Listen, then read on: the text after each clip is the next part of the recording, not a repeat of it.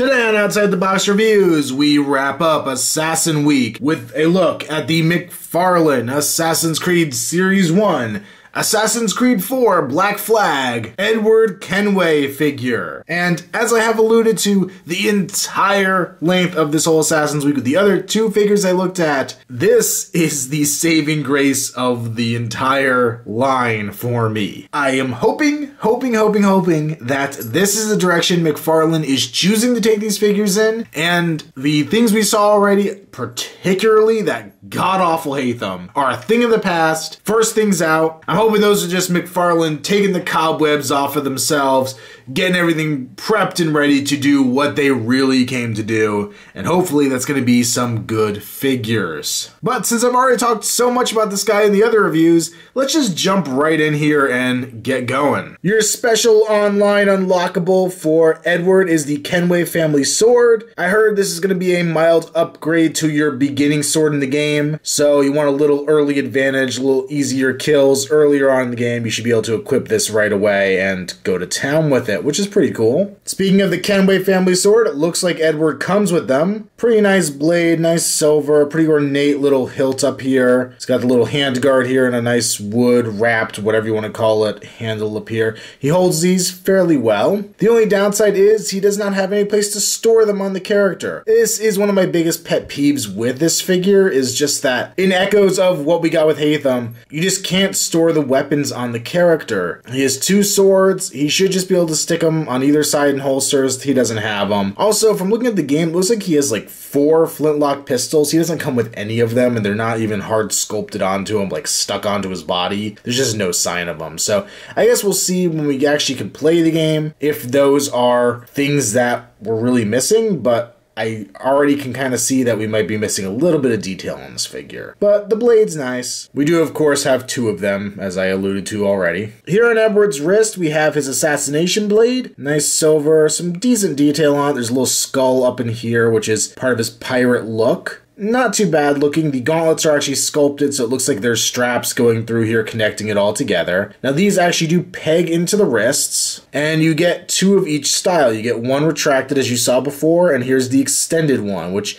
has some pretty good detail in there. I am pretty impressed with what they did. Not a huge fan of the fact that these are removable pieces instead of actual retracting blades. I can understand why it would be kind of hard to do at this size. NECA had at least another couple inches on them to be able to play with scale-wise, but this isn't too bad. I'm just worried I'm going to lose the extra pieces. Onto the sculpt. I think Edward looks pretty good. He's got kind of a cool looking face there. Now, I'm not as familiar with the character. Granted, I sat there and stared at Connor and Hatham for hours and hours playing that game, so I'm very aware of what they look like. Edward I've only seen in YouTube videos, and it's kind of hard to tell, so this may not be a great head sculpt for the character likeness, but I think he looks pretty good. He's got a nice little kind of smirky scowl going on, which works from what I've seen of the character. He seems like he's more of the Ezio type, the womanizer, the kind of more freed up character as opposed to so tamped down as we got with all the Assassin's Creed 3 guys. So I am looking forward to maybe something more akin to the Ezio line again, and hopefully he could be a fun presence in the game. Because while he does look very angry, it's kind of a smirkiness there. I could see there being kind of a grin behind that angry look. One thing I also do like with the way this hood is shaped, it kind of comes down here up at the top, and it kind of casts the one eye in shadow from the right angles. It almost looks like he has an eye patch on. It's probably not intentional, but I do like it as a detail piece.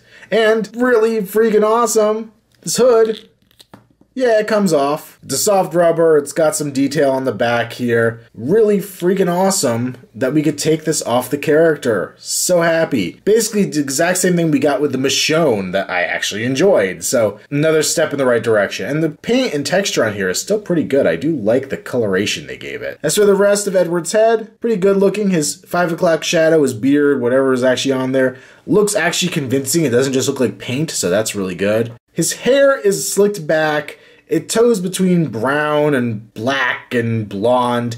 He looks like he might be blonde in the game, but I've seen it go back and forth in some of the pictures. His hair also seems a little wispier than this in the actual game, but to get it to fit under the hood, if he's going to have hood hair, that works for me. On to the rest of it, I do once again like the sculpting detail here on the chest. I've liked it on all the characters so far, but the paint actually seems to match up. There's a nice blue, the brown has some nice weathering in it, some nice detail work. It's not sloppy like the other stuff. Just overall, it gives a much better impression. It's much cleaner, much better looking. These two straps up here are loose. They can move around. This one has a little skull and then a couple buckles, and this one's just a black strap. Some more good detail here on the back. He's got some pouches around his waist, a little red sash down here. Pretty cool looking. The arms, he kind of has an upper armory looking area. The joint up here actually does sit flush, so it's not sticking out like some of the other ones. Then he has his wrist cuff, little fluffy bits coming out here at the end, giving it the pirate look, and leaving a little tassel hanging down. That's kind of the tied off point on his gloves. Bare hands, so nothing really too unique there, but really good sculpt. I'm really liking this. For once. For his pants, he just kind of has some grayish, dirty trousers and some pretty cool looking pirate boots. Nice paint texture on there too. Looks really good, very leathery. For articulation, Edward has a ball-jointed head, up and down not so good, but side to side definitely, and tilting he could do just fine. With the hood, you could do most of this. It's a little harder because you have to turn the hood with his head, and you get some limitations, but if you play around with it, you can get some great looks out of him. Has a rotation at his mid-torso here. No up and down I was hoping for, but nothing there. But you can still rotate, which is great. Pin socket shoulder on that ratchet joint, so up and down, forward and back, hindered a little by the shoulder pads. Same kind of elbow joint we've had so far. The ratchet, that actually swivels on either end of it, so that's pretty cool. It doesn't go quite 90 degrees. Actually, it's pretty much close to a 45, but it's not too bad. The hand, I think it might be on a ball joint, but I can really only get it to swivel. Up and down is pretty limited, so it seems like it's there, but not much. For the legs, same leg joints we've gotten before. I think they're ball joints. We can go forward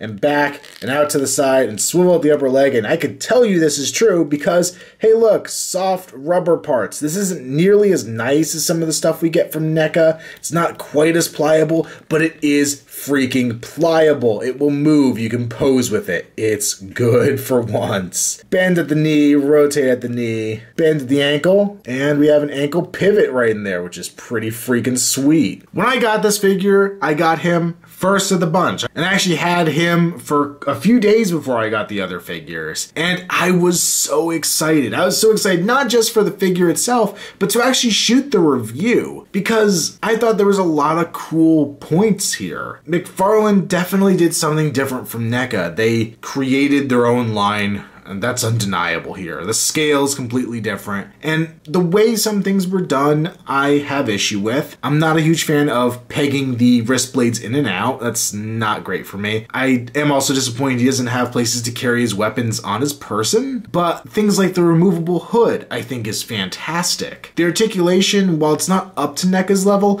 it's still really good. And the ratchet joints, I haven't mentioned this before, but I like them. They'll hold poses, I think, more extreme poses, that sometimes with NECA figures, they kind of slide back into a more neutral position. And I think that's really cool too. I think maybe you can get some great poses out of Edward here. And it was really interesting looking at this figure and trying to assess how I liked it compared to the other ones, how I felt about this McFarlane transfer. And I really had mixed feelings. And at some points looking at this figure, I was actually a little happy that McFarlane had gotten the rights. I thought that they might be putting some fresh blood back into this line and their ability to make a wider variety of characters, because remember, NECA's only really ever given us 2 characters in their whole Assassin's Creed line. They've done the one Altair in just the one single version. They did 2 Assassin's Creed 2 Ezios, and then for the other 2 games with Ezio, they did a bunch of different color combinations and different hood up, hood down, different weapons, whatever. But they were still all basically the same figures, and the 4 that I own I consider to be the core of the line, to me at least. They pretty much represent all the characters in a pretty faithful way. But I thought it was going to be so neat that McFarlane was going to be able to do some more stuff. The fact that we were getting Hatham to me seemed really cool. And looking forward to the future, I think we're going to get one of the assassins out of the comic books, one of the Russian ones, I believe he is. I saw we're going to get Blackbeard later down the line. We're going to get the Tyranny of King Washington version of Connor,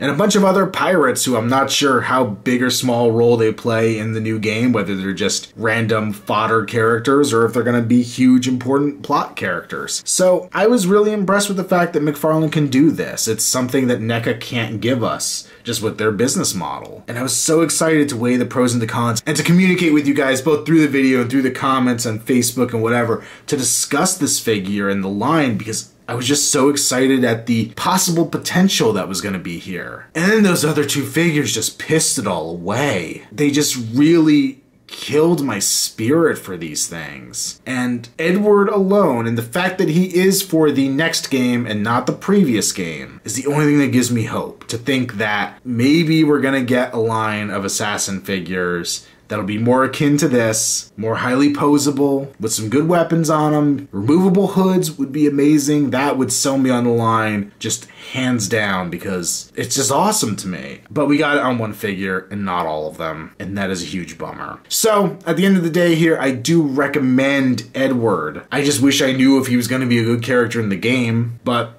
as a figure, he's very, very recommendable, and I was very excited to have him. Unfortunately, he's the only strong figure in a line of 3, which really stinks. Now, I did pick these guys up at Amazon.com, but I did see them today haunting the pegs at my local Toys R Us, so they are out there. Probably GameStop will have them as well. Not sure about some other stores. And it looks like McFarlane's just gonna keep on chugging with this line, keep giving us more figures, and I go forward cautiously optimistic, hoping that my assumptions are correct and that this is the direction they're taking the figures and the other things are prototypes for the line. I'm very worried that I'm going to be wrong. Let's just face it. I recommended Connor, but it was super weak. So really, we have 2 out of 3 figures that I'm not impressed with. So cautiously optimistic with a strong emphasis on cautiously. But let me know what you guys think. Of course, these guys are hard to judge without looking at them in the NECA eye, but if you can take them as their own thing, how do you guys feel about them? Are you going to pick these up? Are these just a jumping off point for the line of Assassin's Creed? Are they a jumping on point? Maybe you haven't collected Assassin's Creed before and you're going to start here, especially since McFarlane is planning on backtracking through characters. Let me know in the comments below. I'm very, very curious